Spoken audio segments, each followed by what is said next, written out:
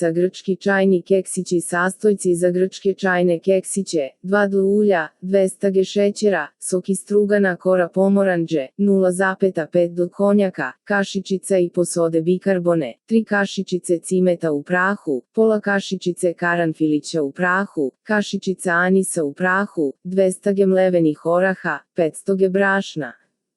Riktea biscuit se pripremaju na sledeći način: umutite šećer sa uljem, da se šećer sasvim istopi, dodajte sok od pomoranđe, konjak, struganu pomoranđinu koru, sodu bikarbonu i začine i sve dobro promešajte. Na kraju postepeno dodajte mlevene orahe i brašno i mešajte spatulom dok ne dobijete homogenu masu. Ovako dobijeno testo preručite na brašnom posutu radnu površinu i podelite na 4 jednaka dela.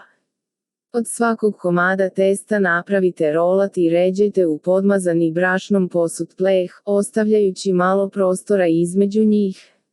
Oštrim nožem zasecite svaki rolat, ali ne do kraja, da napravite kriške iste debljine i pecite 25 minuta u rerni zagrejanoj na 180 stepeni. Izvadite iz rerne, svaku krišku zasecite do kraja i pecite još 10 minuta.